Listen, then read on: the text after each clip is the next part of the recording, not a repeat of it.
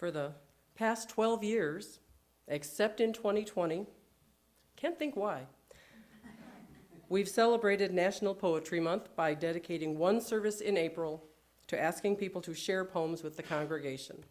Some have been written by the readers themselves, some have been old favorites, some have been song lyrics.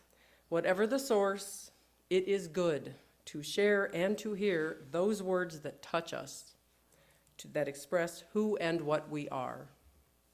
For those new to this service, after every few poems, we'll pause for any comments you might have in response.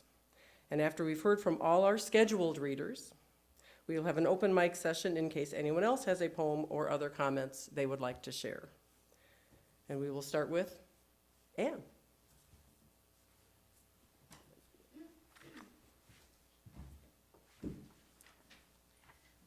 This is called Manifesto, the Mad Farmer Liberation Front. Love the quick profit, the annual raise, vacation with pay. Want more of everything ready-made. Be afraid to know your neighbors and to die. And you will have a window in your head. Not even your future will be a mystery anymore. Your mind will be punched in a card and shut away in a little drawer. And when they want you to buy something, they will tell you. When they want you to die for profit, they will let you know. So friends, every day do something that won't compute. Love the Lord, love the world, work for nothing. Take all that you have and be poor. Love someone who does not deserve it. Denounce the government and embrace the flag. Hope to live in that free republic for which it stands. Give your approval to all you cannot understand. Praise ignorance, for what man has not encountered, he has not destroyed. Ask the questions that have no answers. Invest in the millennium. Plant sequoias. Say that your main crop is the forest that you did not plant, that you will not live to harvest. Say the leaves are harvested when they have rotted into mold. Call that profit. Prophesy such returns. Put your faith in 2 inches of hummus that will build under the trees every 1,000 years. Listen to Carry On. Put your ear close and hear their faint chattering of the songs that are to come. Expect the end of the world. Laugh. Laughter is immeasurable. Be joyful, although you have considered all the facts. So long as women do not go cheap for power, please women more than men. Ask yourself, will this satisfy a woman satisfied to bear a child? Will this disturb the sleep of a woman near to giving birth? Go with your love to the fields. Lie easy in the shade. Rest your head in her lap. Swear all allegiance to what is nighest in your thoughts. As soon as the generals and the politicos can predict the motions of your mind, lose it. Leave it as a sign to mark the false trail, the way you didn't go. Be like the fox who makes more tracks than necessary, some in the wrong direction. Practice resurrection.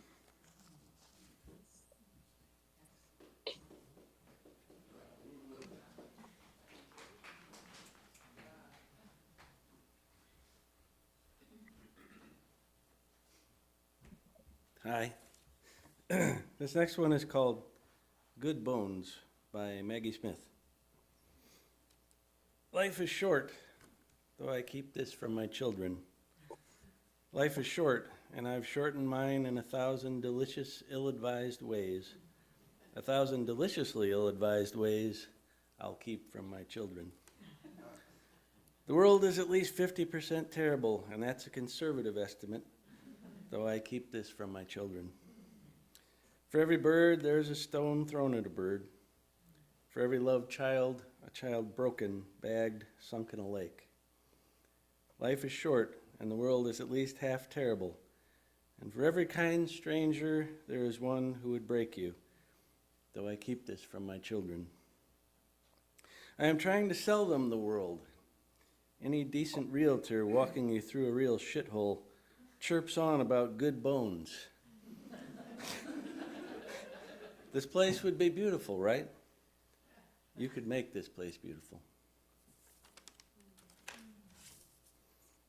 And this next one is actually song lyrics from the band Rush. Pause for tomato throwing.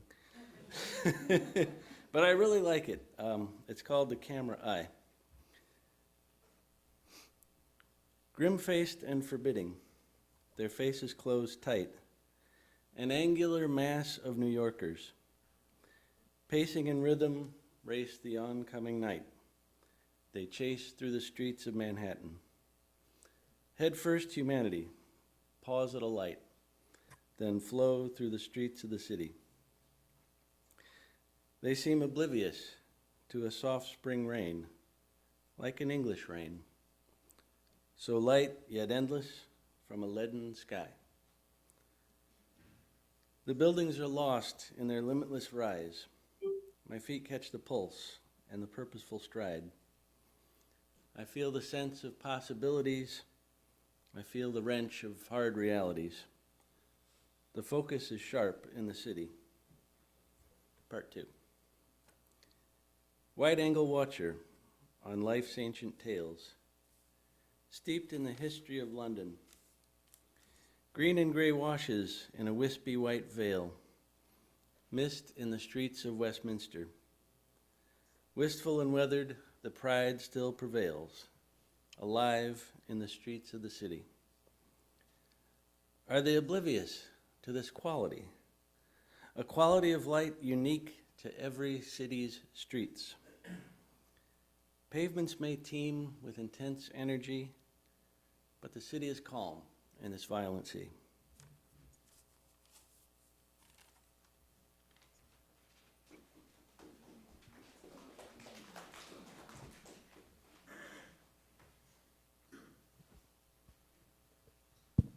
This part is always fraught with suspense and adventure because sometimes no one has anything to say. They're still absorbing what they just heard. And sometimes people go on about how awesome something was. Here's your chance. If anyone ask Zoom people at home first, if you have any comments, unmute yourselves and let's hear you.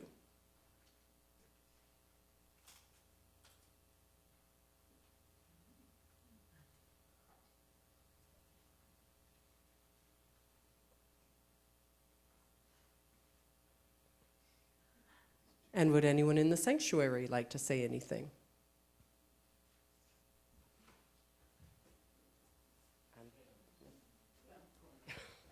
I have a short. I liked Good Bones because it's short and it's very terse and well written, and you can hear the balance of the hope and the terrors of the world. It has a great last line.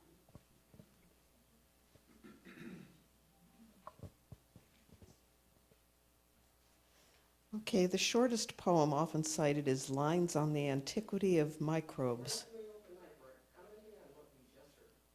Oh, sorry. Adam had 'em. Yes.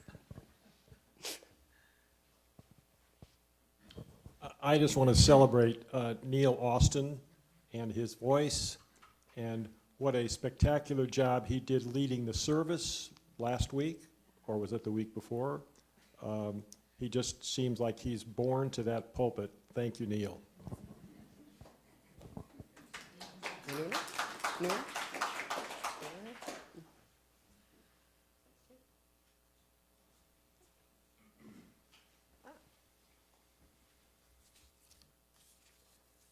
And next, Kat.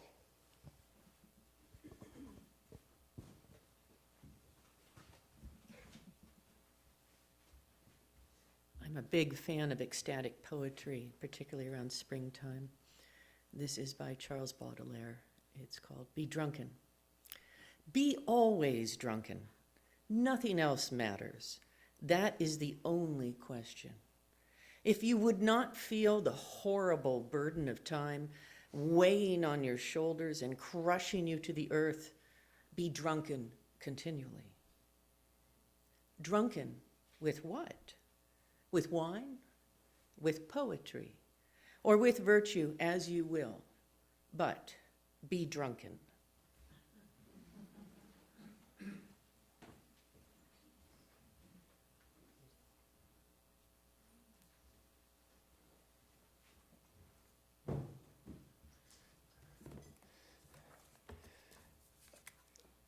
This is a poem by Maya Angelou called Willie. Willie was a man without fame. Hardly anybody knew his name. Crippled and limping, always walking lame, he said, I keep on moving, moving just the same. Solitude was the climate in his head. Emptiness was the partner in his bed. Pain echoed in the steps of his tread. He said, I keep on following where the leaders led. I may cry and I will die, but my spirit is the soul of every spring. Watch for me and you will see that I'm present in the songs that children sing. People called him uncle, boy, and hey, said, you can't live through this another day. Then they waited to hear what he would say. He said, I'm living in the games that children play. You may enter my sleep, people my dreams, threaten my early morning's ease, but I keep coming, following, laughing, crying, sure as a summer breeze. Wait for me, watch for me, my spirit is the surge of open seas. Look for me, ask for me, I'm the rustle in the autumn leaves. When the sun rises, I am the time. When the children sing, I am the rhyme. And one little addition, speaking of Edna St. Vincent Millay, a very short little children's thing. All the grown-up people say, what, those ugly thistles? Mustn't touch them, keep away. Prickly, full of bristles, yet they never make me bleed half so much as roses. Must be purple as a weed and pink and white as posies.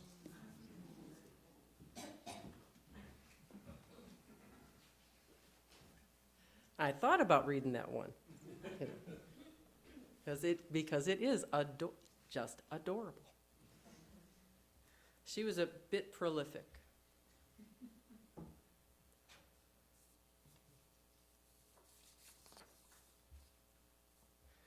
I'm taking a lyric poetry appreciation class in Forever Learning, and this came up, and I thought, Mary Oliver, I must read this.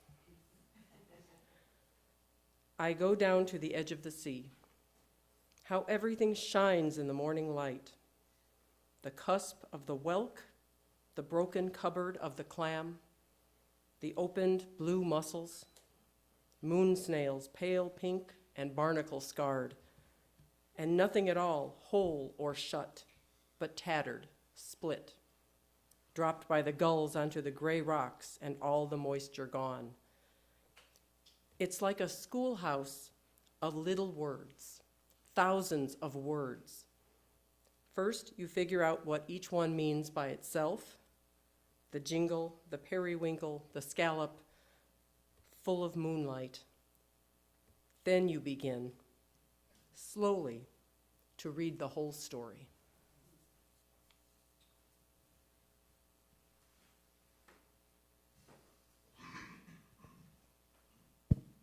And before we open the open mic for any other poetries, Bird will be the first one, because I did not get her poems in time. My computer apparently hates certain service providers. Are there any comments about the three we just heard? Either here or at home.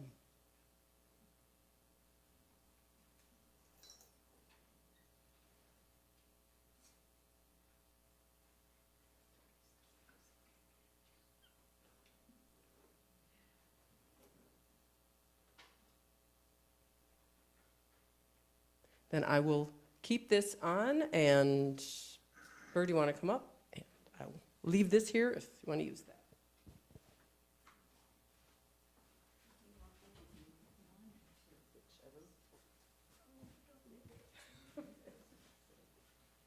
Okay, there's Sean. Come on, right side up here. Paradoxical Commandments by Dr. Kent Keith.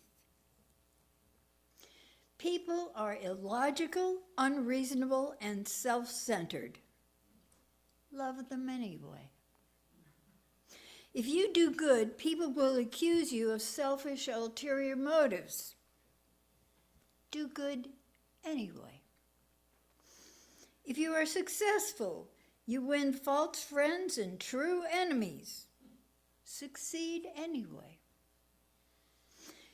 The good you do today will be forgotten tomorrow. Do good anyway. Honesty and frankness will make you vulnerable. Be honest and frank anyway. The biggest men and women with the biggest ideas will be shot down by the smallest men and women with the smallest minds. Think big anyway. People favor underdogs but follow only the top dogs. Fight for a few underdogs anyway.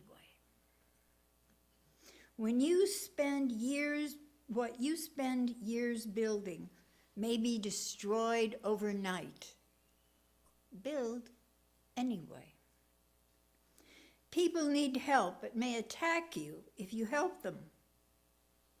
Help people anyway. Give the world the best you have and you will be kicked in the teeth. Give the world the best you have anyway.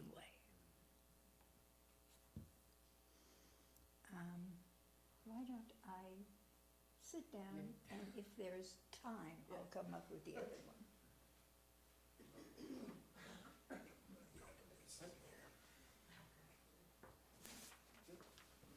Cool.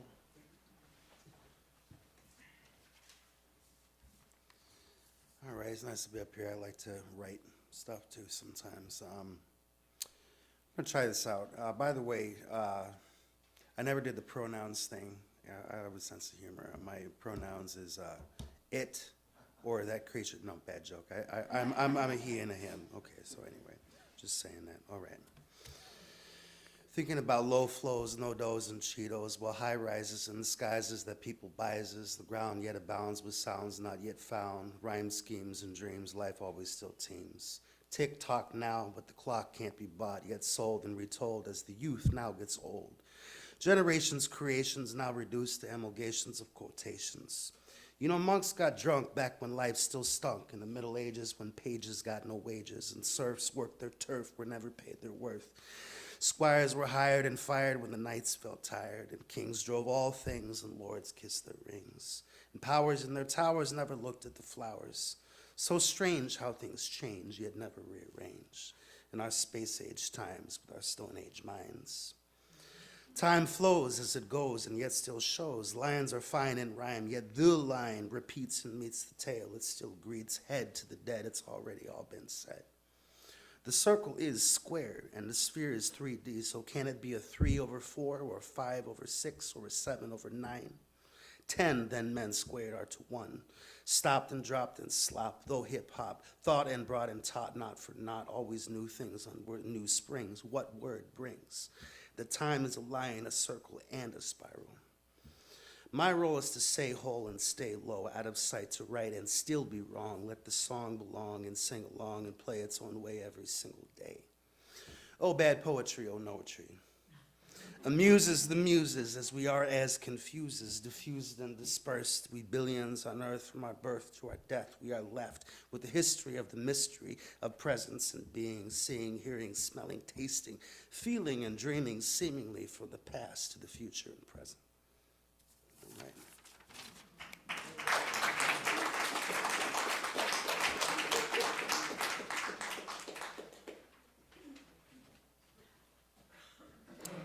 Hi, I'm gonna do a short poem based from Sor Juana Inés de la Cruz. who is a Baroque poetress from Mexico.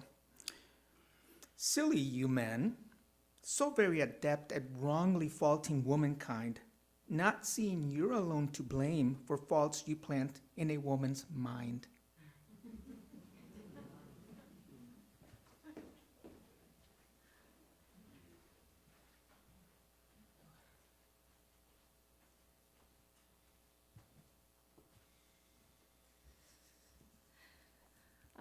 At another poetry service, I read one of her poems. Diane Seuss actually attended the same high school where I did, and her mother was my freshman English teacher, and recently she won the Pulitzer Prize for her book of poetry called Frank Sonnets, and this is her newest release called Modern Poetry. I'm going to be reading My Education. Not just what I feel, but what I know and how I know it, my unscholarliness, my rawness, all rise out of the cobbled landscape I was born to. Those of you raised similarly, I want to say this is not a detriment and it is not a benefit. It only is. It is, like a cobbled house is, field stones and mortar, slipshod, spare parts welded crookedly, crudely but cleverly, skinny iron winding staircase leading to the attic, bolted on both ends, and up there a gap in the window where the snow comes in, and architects a little drift on the bed. And meals were cobbled, kernels on the cob, haphazardly arranged, not lined up in military rows, and sometimes a row was not filled in at all, and your teeth, when biting down, met an emptiness, and shotgun pellets in the rabbit meat. Stray hobnailed dishes studded, rescued from an abandoned house on fire in an array of jeweled tones, would appear without warning on the table. A blood-colored buttered dish, yellow perch on a cobalt blue platter encircled in fried egg sacks, or ducks or a pheasant thrown erratic on the back porch, payment for something given or not taken. When I'd been away and returned, I could see freshly the cobbled lushness of the trees and the arbitrary drift of brown spots on the white cows in the meadows, and the wireworm-filled tunnels in the morels at the base of dead cherry trees. The cemetery is unsystematic, as is the library. Graves scattered like chicken feed, books strewn on old tables from canceled Sunday school classrooms. I loved books, but learned very little in school. I could read, so the reading instruction drove me nearly mad. And I plugged my ears, first with my hands until I was caught, then with something I could do inside my head that muffled the teacher's voice, like she was speaking into a canning jar. What I know of literature, of history, is spotty. I was a poor student, disengaged from the things I didn't need, and I knew what I needed, and that the time to get it was now. When I needed Keats, I got him. I read enough to get the point, then tuned into his ghost. I read most of Joseph Conrad, having figured out that I could find some things repulsive and still require them for my project. My project was my life. There was no vision or overarching plan. There was only foraging for supplies, many of which were full of worms or covered in dust, like apples on the orchard floor and furniture junked on the side of the road. Have you ever seen a pie cooling on the sill and found yourself hungry enough to steal it? Or does that only happen in picture books? If you are like me, to learn of the gods, you must beg, borrow, and steal. Eavesdrop, as gossip is sagacity, a word I learned from Emily Dickinson. Don't underestimate direct experience. Ants know earth, dragonflies know air. A cobbled mind is not fatal. You have to be willing to self-educate at a moment's notice and to be caught in your ignorance by people who will use it against you. You will mispronounce words in front of a crowd. It cannot be avoided, but your poems, with all of their deficiencies, products of lifelong observation and asymmetric knowledge, will be your own. Built on the edge of tradition, they will rarely be anthologized. I have camped at this outpost my whole life, as did my mother, who slept on sugar sacks in the basement or on the front porch in early spring when snow still clumped and found fugitive crocuses just to keep herself forsaken.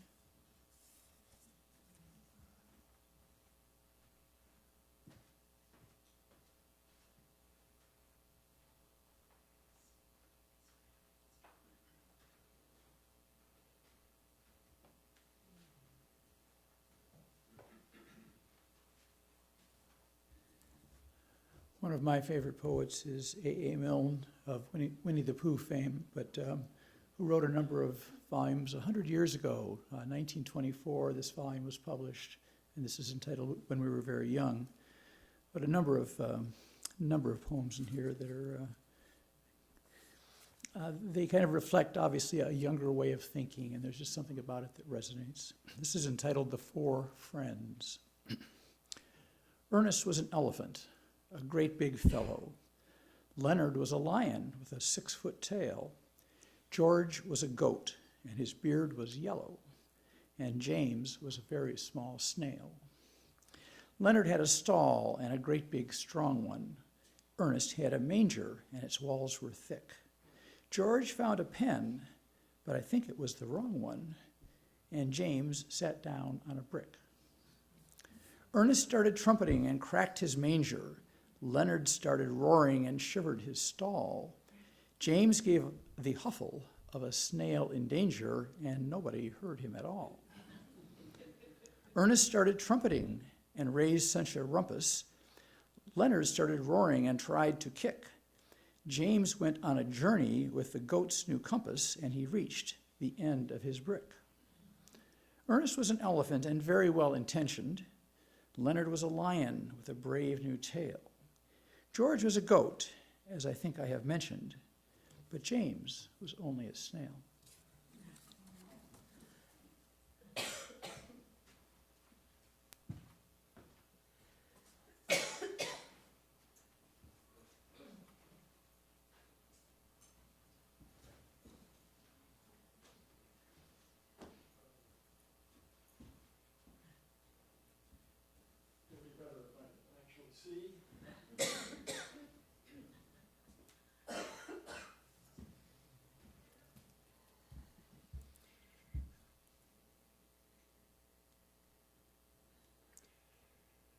So, Francisco, you inspired me to dig one little step deeper into these verses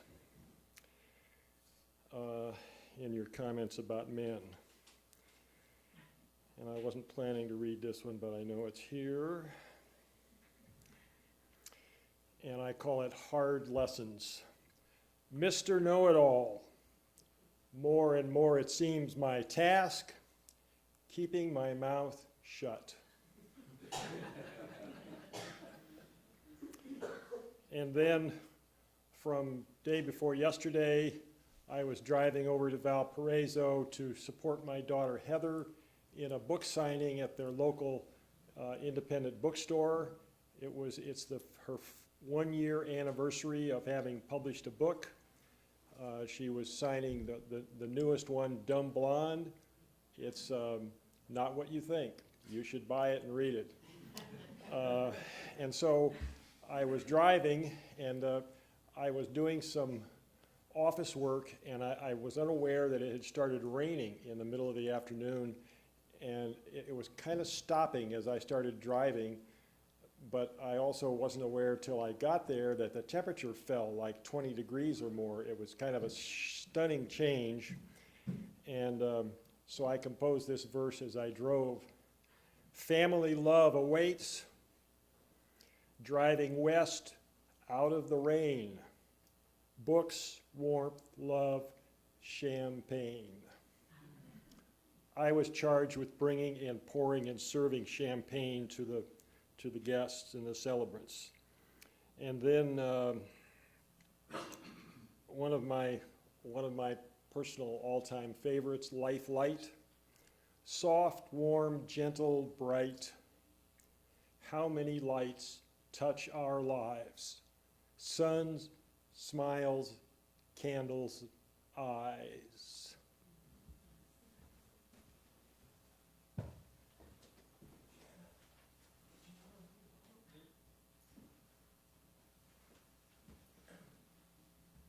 Hi, I'm Megan Sulek-Sheher. So that year that we were called back to the office was really, really, really hard. Things are better now that I only have to go into the office 1 day a week.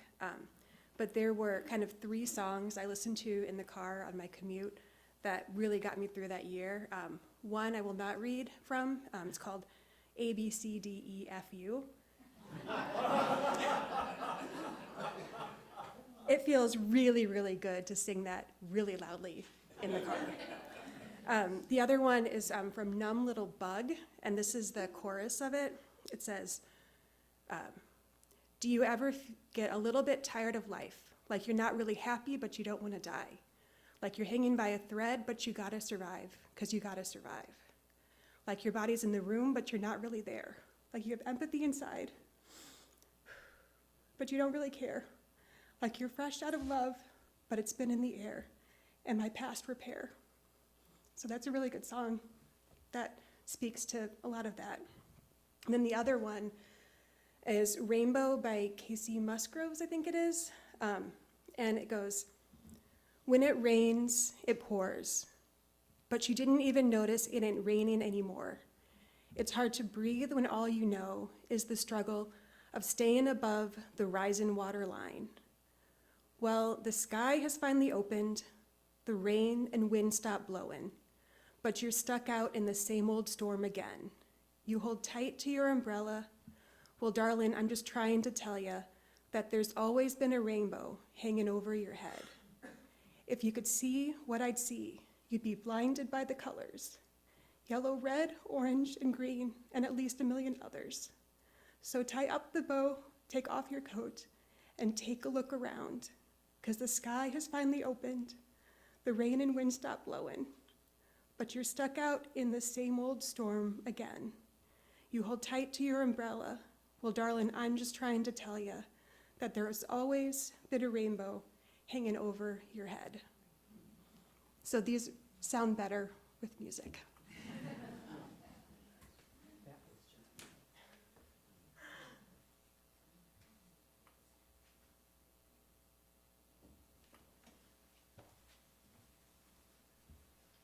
Okay, I'm gonna say one or two more, so think real hard if you want to be one of those one or two.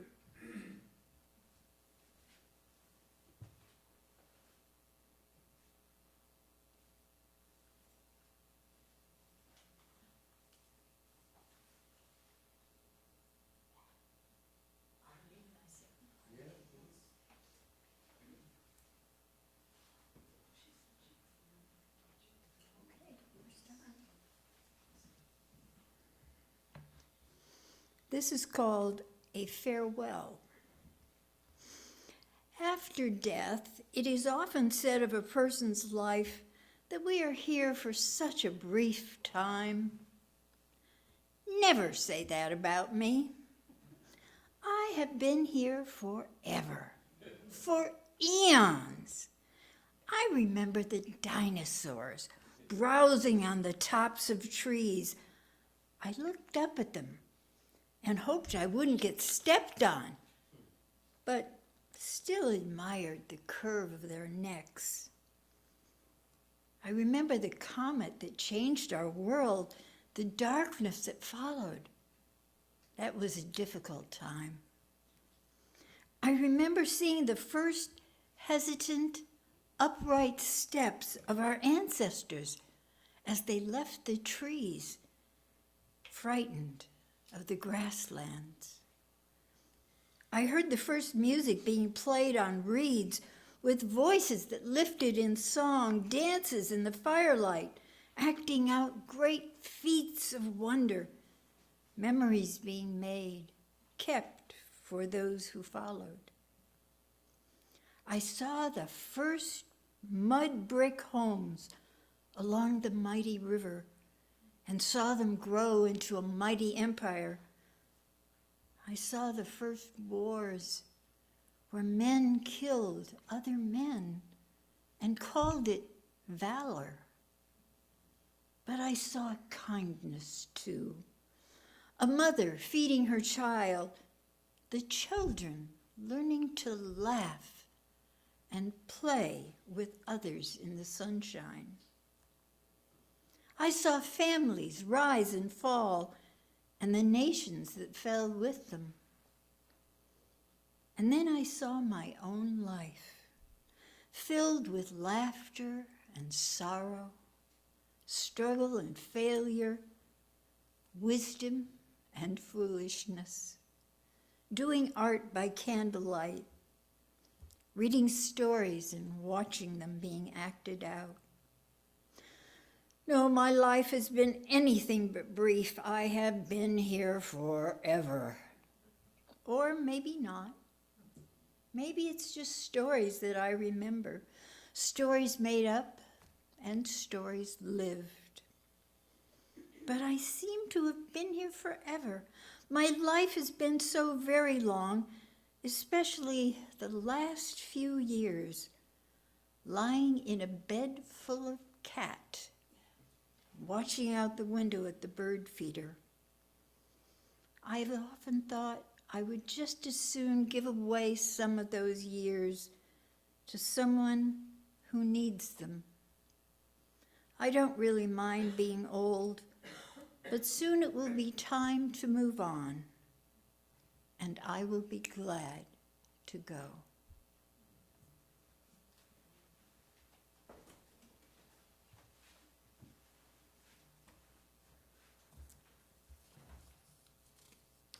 I am very old school and conservative in my churchy ways, and I feel that applause in church is just wrong, but let's have a round of applause for everybody.